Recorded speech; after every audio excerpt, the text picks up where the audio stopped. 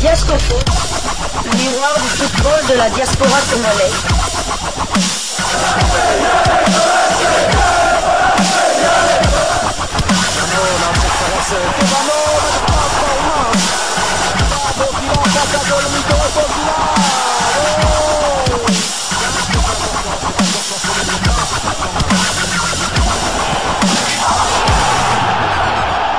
Diascofoot, le miroir du football de la diaspora congolaise. Vous êtes sur Diascofoot, le miroir du football de la diaspora congolaise. Diascofoot vous dit bonjour, tout le plaisir est pour nous de vous retrouver, mais surtout de savoir que vous êtes nombreux en train de suivre votre chaîne YouTube dédiée uniquement aux footballeurs de la diaspora congolaise. C'est l'heure de partager avec vous quelques news que nous avons pu récolter pour vous, des news concernant certains de nos internationaux ou des binationaux qui se sont illustrés dans leurs clubs respectifs. Et cela dans le cadre de cette deuxième livraison sportive de ce mardi 10 décembre 2024. Une livraison que nous débutons par... La Mauritanie ou Al-Hilal du Soudan recevait le tout-puissant Mazembe dans le cadre de la deuxième journée de la Ligue des champions africaine. Al-Ali SC du Soudan de Jean-Florian Ibenge s'est imposé à domicile 2-1 face au TP tout-puissant Mazembe de la République démocratique du Congo. Ce match est disputé le dimanche 8 décembre. Sur une mauvaise sortie du portier Fati à la 21e minute, Al-Hilal SC obtient un penalty qui transforme Abdelrahman 1-0 score à la mi-temps. À la reprise, les Corbeaux se métamorphosent et maîtrisent la seconde partie du match. Oscar Kabouit, le néo-international congolais, sur une jolie frappe enveloppée du pied gauche à la 64e minute, remet les pendules à l'heure. Le score à ce moment-là était de 1 but partout. Les deux équipes multiplient les assauts offensifs pour chercher le but victorieux. Malheureusement pour le club congolais, la chance sourira au club soudanais qui arrivera à inscrire le deuxième but victorieux à la 92e minute par Jirou Mugisha. 2-1 score final. Deuxième victoire en 2 sorties pour Al-Hilal SC, solide leader du groupe A avec 6 points. Derrière Mouloudia, club Alger à 4 points, le TP Mazembe 1 point et les Yanga Africa 0 points. Lors de la troisième journée prévue le samedi 14 décembre, le TP Mazembe recevra Young Africa et Mouloudia Club d'Algérie offrira son hospitalité à Al-Hilal de Jean-Florian Ibenge. Interviewé après la victoire d'Al-Hilal SC face au TP Mazembe de la RDC, Jean-Florian Ibenge, entraîneur du club soudanais, a analysé à sa façon la rencontre comptant pour la deuxième journée du groupe A. Nous n'avons pas été bons avec le ballon. Nous avons dû garder le ballon, ce qu'on n'a pas pu faire. Nous n'avons pas réussi à faire des passes. Ce qui devrait arriver est arrivé. On a reculé après notre premier but. Ce qui devait arriver est arrivé. C'était normal que Mazembe égalise. À partir de ce moment, j'ai changé. J'ai mis des joueurs pour garder le ballon. Vous avez vu qu'on a joué au football seulement les 15 dernières minutes. On s'est créé des occasions et on a réussi à marquer, a-t-il analysé. Ibenge Conche, la suite continue. À Ibenge, tout ce qu'il touche se transforme en or. Il a réussi, il a fait des résultats partout où il est passé. Que ce soit avec l'équipe nationale de la République démocratique du Congo, que ce soit avec l'équipe Chan de la RDC, que ce soit avec l'AS Vita Club, que ce soit avec les Marocains de RS Berkane et maintenant avec Al-Hilal du Soudan. Chapeau bas à notre coach national qui fait des merveilles partout où il passe.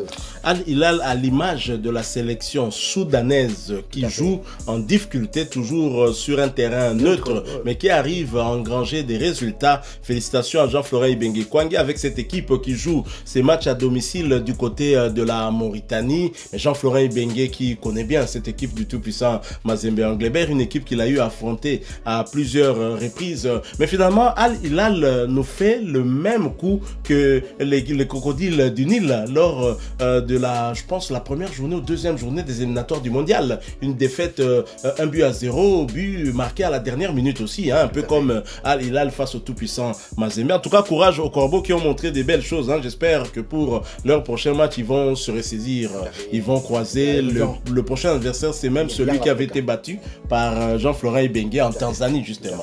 Ibenge est très très fort. Voilà, nous quittons la Mauritanie et Jean-Florent Ibenge Kwangé. Nous allons cette fois du côté de la Turquie en Super League.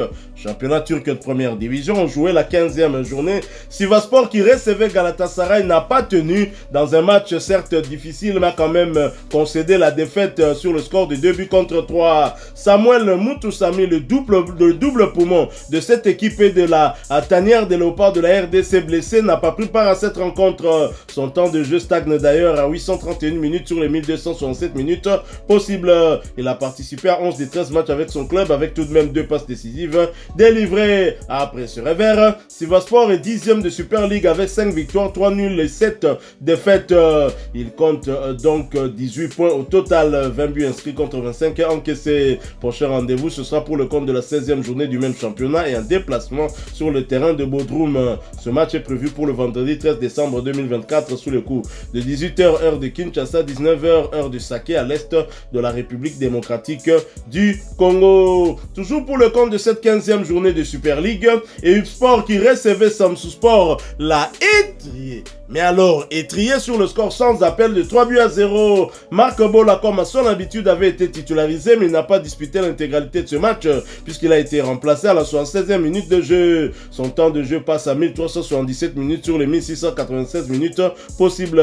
Marc Bola a participé à 15 des 17 matchs avec son club, avec tout de même une passe décisive délivrée. Quant à Gaëtan Laura Luamba, blessé, il n'a pas pris part à cette rencontre. Son temps de jeu stagne à 430 minutes sur les 1696 minutes possibles. Gaëtan Laura Luamba a participé à 11 des 17 matchs avec son club, avec quand même une passe décisive délivrée. Après ce lourd revers, Samsouspor reste à la 3e place de Super League avec 9 victoires, 2 nuls et 4 défaites, 29 buts inscrits contre 17 encaissés. Prochain match, ce sera pour le compte de la 16e journée et un déplacement sur le terrain de Sivasspor. Ce match est prévu pour le samedi 21 décembre 2024 sous le coup de 14h heure de Kinshasa, 15h heure de Saké à l'est de la République démocratique du Congo.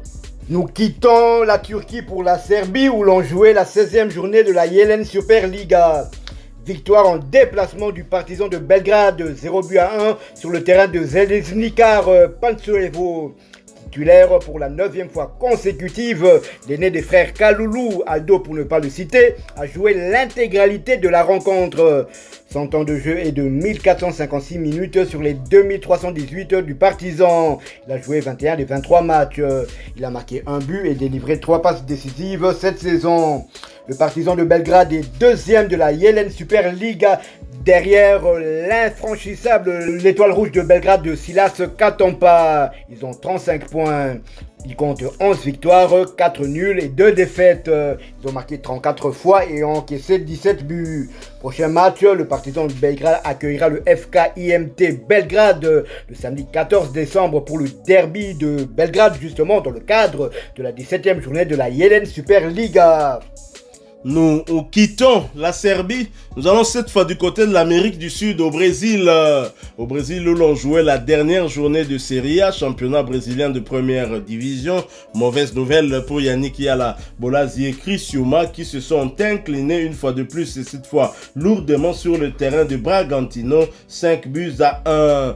Probablement Criciúma va retourner du côté de la 2e division. Sur le banc à l'entame de ce match, Yannick Yala Bolasie fera son entrée à la 61e minute sans pouvoir changer le cours de ce match. Son temps de jeu cette saison est donc se clôture à 2638 minutes sur les 3913 minutes de son équipe. Il a participé à 36 des 39 matchs avec son club avec à la clé 8 buts inscrits et 4 passes décisives délivrées. Après ce lourd revers, Criciúma reste 18e de Serie A avec 9 victoires, 11 nuls et 18 défaites, 42 buts inscrits contre 61 encaissés. Prochain rendez-vous, ce sera la première journée du championnat Santa Catarina. Criciúma recevra Concordia Atlético Clube. Ce match est prévu pour le dimanche 19 décembre 2024 sous le coup de 20h de Kinshasa, 21h heure de Buta. Nous sommes à l'est de la République démocratique du Congo. Yannick Yalabolazi qui sur un plan personnel aura quand même réussi sa saison avec 8 buts et 4 passes décisives, ce qui fait au moins 12 buts où il a eu en tout cas sa patte, 12 buts de cette équipe-là, insuffisant certes pour permettre à cette équipe de bien se positionner dans ce championnat brésilien. Voilà, nous sommes arrivés à la fin de cette deuxième livraison sportive de ce mardi 10 décembre 2024. Vous l'avez aimé, laissez-nous un maximum de j'aime. Merci de partager avec nous en commentaire votre point de vue. Abonnez-vous sur cette chaîne Diasco Foot parce que nous sommes le miroir du football de la diaspora congolaise. N'oubliez pas d'activer la petite cloche de notification histoire de ne plus rien manquer des prochains sujets que nous allons vous proposer. Encore une fois, merci à vous avec espoir de vous retrouver bientôt dans un autre sujet d'actualité. Mais en attendant, portez-vous bien. Diasco Foot vous dit au revoir.